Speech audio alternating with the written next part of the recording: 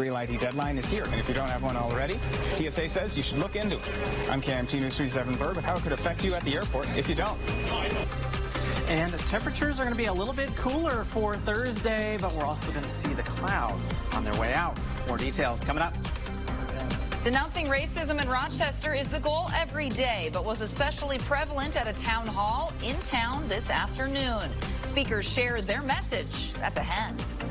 Live from KIMT News 3, we've got you covered. This is KIMT News 3 at 10. Hey, good evening. Thanks for joining us for KIMT News 3 at 10 o'clock. I'm Cami Raisler. We begin with a live look now over downtown Rochester. Again, it's National Nurses Week. That's why the Plummer Building is blue tonight. A pretty nice night out there in the Med City. KIMT Storm Track 3 meteorologist Travis Clark-Smith joins us now as we head into our Thursday. Travis, what are you tracking? Well, Cami, we've been seeing some clouds through the day today, which kind of contrasted with the blue skies we saw earlier this week. But temperatures held up pretty well. For our afternoon high temperatures today, we were at 74 in Rochester, 73 in Austin, 75 in Albert Lea. But look at Mason City. That was the warm spot for the day. 78 degrees, near 80 degrees. Now, that's where we were yesterday. Now, tomorrow, we're going to be a little bit cooler, but those clouds that we saw all day today will be on their way out. Here's a look at your forecast for the overnight hours. Temperatures are going to be getting down into the upper 40s with clear skies as we're waking up tomorrow morning around 6 a.m. If that's when you wake up, you will see those nice sunny skies with some light winds out of the east, and those will be shifting around to the north, keeping our temperatures down into the upper 60s to lower 70s. But those warmer temperatures that we've been enjoying all week long will be back as we get into the weekend, and I'll go into more details on that coming up in our full forecast a little bit later on in the newscast. Cami? A big story today. It was the biggest story in Rochester. The Rochester NAACP held a town hall earlier today at the Rochester Civic Theater to address a viral incident that happened at Soldiers Field Memorial Park, where a Rochester woman was filmed shouting a racial slur at an autistic child in the park. The woman, identified as Shiloh Hendricks, has since raised $746,000, claiming that her family has been threatened and needs to relocate. She'll have the money to relocate if she'd like. Then Sharmake Omar, the man who filmed the incident, condemned her actions and says since coming forward, he and his family, whose child was affected, have also been the subject of online harassment. It feels very bad knowing that you did the right thing and you're being punished for it. We, as the parents of the young boy, we demand that those responsible for this tragic event, the unimaginable pain that has affected our beloved child, to be held fully accountable. And the family involved in the situation, the family of the 5-year-old boy, asks for privacy at this time. Red Wing High School is investigating a racial incident that happened over the weekend. It happened on May 3rd and 4th. The school superintendent sent this letter to parents saying at 2:45 Tuesday afternoon, Red Wing High School administration was made aware of an incident that occurred over the weekend involving racial harm. The incident is being taken seriously, and an investigation began immediately to address the situation appropriately. A Winona man has died after being hit while on his e-bike earlier this week, and we now know his name. Investigators say 67-year-old Michael Ryan was riding his e-bike east on 6th Street when he was struck by a westbound vehicle. The 52-year-old driver of the vehicle says the sun was in his eyes and he was making his turn and didn't see the biker. Police say Ryan was found lying face down and unconscious. Life-saving efforts began immediately. Officers were soon assisted by the Winona Fire Department and Winona Area Ambulance Service. At this time, we are unsure of any charges. We'll continue to follow this case. We do know the Minnesota State Patrol is helping with a crash reconstruction. In lighter news tonight, tourism was the focal point of discussion at today's Experience Rochester meeting. It was the annual meeting. Throughout 2024, several high-profile events were hosted by Experience Rochester, including some international medical symposiums, the Combat Veterans Motorcycle National Conference, and holding REO Speedwagon's last performance in the state of Minnesota. While the previous year saw many successes, Experience Rochester and the city are looking forward to the future. Several significant projects are expected to take place in the coming years, including updates to the Rochester Sports and Recreation Complex, the addition of the Link Bus Rapid Transit System, and the $5 billion Mayo Clinic Bold Forward Unbound project. There was some music at the meeting today. While all these changes will impact tourism, their benefits will extend beyond just visitors. If you're really doing it well, it's about creating a place that people do want to visit, but that's the same place that somebody wants to live. During the meeting, Natalie Victoria, co-owner of 4 Rochester restaurants, was recognized as this year's Community Champion, which is awarded to someone who fosters a stronger, more connected, and welcoming city. And she has some pretty good food. I think we all know that. The deadline is here for the Real ID Act of 2005. That's right, 2005. After a 20-year delay, federal facilities, nuclear power plants, and commercial airlines will require a state-issued Real ID for access. KIMT News 3's Evan Berg spoke with TSA's regional spokesperson to find out how the new rule could affect your travel.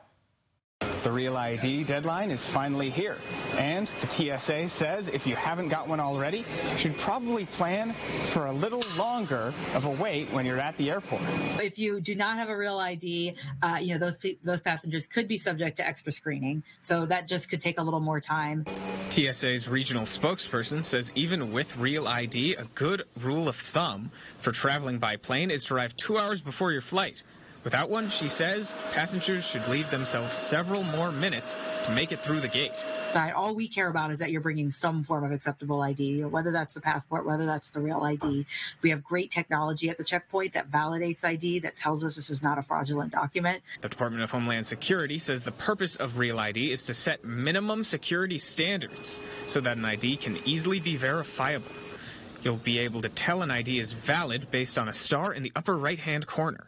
Keeping all states on sort of a national baseline set of security standards with the ID. We really want to know that person standing at the checkpoint is the person on the ID. While alternatives do exist, if you're like me and you've waited a little too long to get in before the deadline, TSA says it's probably still for the best to look into getting one as soon as possible. In Rochester, Evan Berg, KIMT News 3.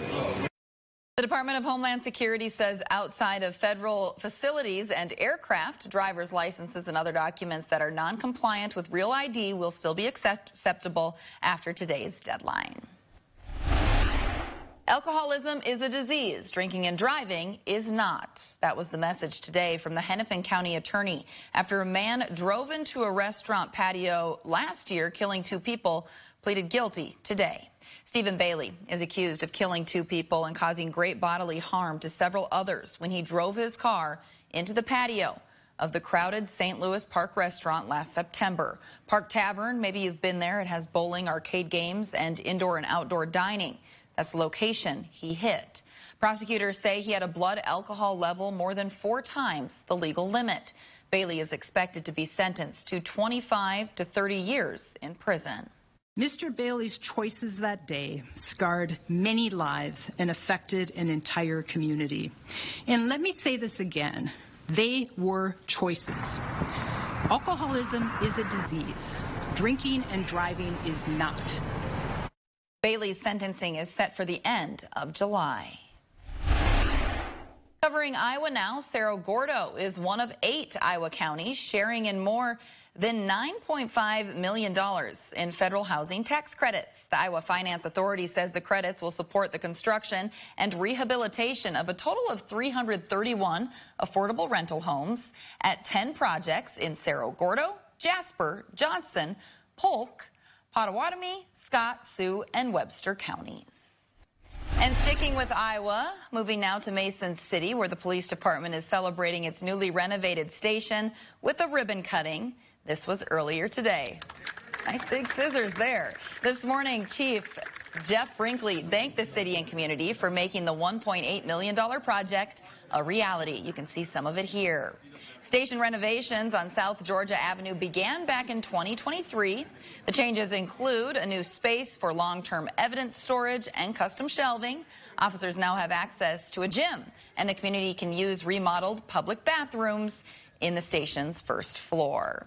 Mason City also removed unused jail cells and the existing locker rooms, creating more room to improve facilities and utilize space. Looking ahead this week, as the city of Austin shares an Arbor Day opportunity to grow back the community's greenery. This Friday, the Parks and Recreation Department is hosting a tree planting celebration as it works to combat the invasive emerald ash borer. Parks and Rec says homeowners can help restore greenery destroyed by the tree-eating bugs by planting saplings in their own yards. The department says between 10 a.m. and 1 p.m. on the 9th, the city is hosting a tree giveaway and other activities for the whole family. If you'd like to participate, it's scheduled to take place at the J.C. Hormel Nature Center. We have more details on our website. That's KIMT.com if you would like to take part in all the fun. And Travis, it's perfect weather for maybe planting a tree or two. Oh yeah, we are looking at some more nice weather for the next several days. A little bit cooler for Thursday, but we'll be right back into those warmer temperatures as we get into the weekend. We'll be taking a look at your full forecast coming up in just a bit.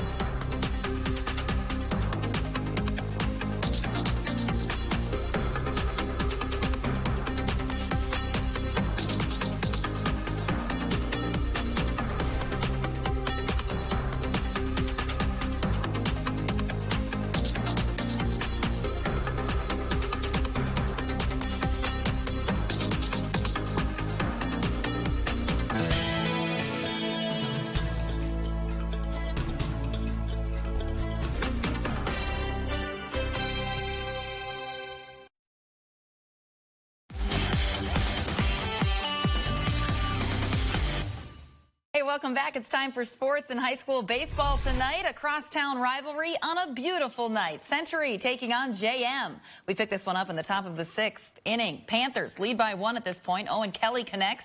Gets a hop in his favor over the pitcher. Outfield can't corral it, allowing for a run to score. Nice head first slide there. Panthers extend their lead 5-3. In the bottom of the 6th now, Nolan Wayne sends it to left field, just out of reach of the defense. Panthers trying to prevent the run at home from scoring, but the throw is short, and the Rockets pull within 1, but the bats would get rolling for the Panthers later on. Century gets the victory, winning 8-4.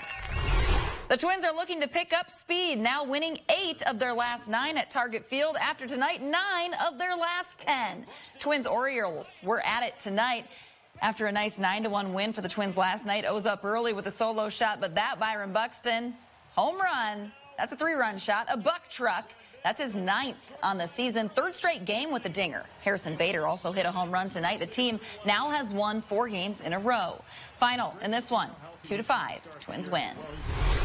Shooting 17% from three-point land, yeah, that wasn't going to get the job done last night for the Timberwolves in Game 1 of the Western Conference semifinals.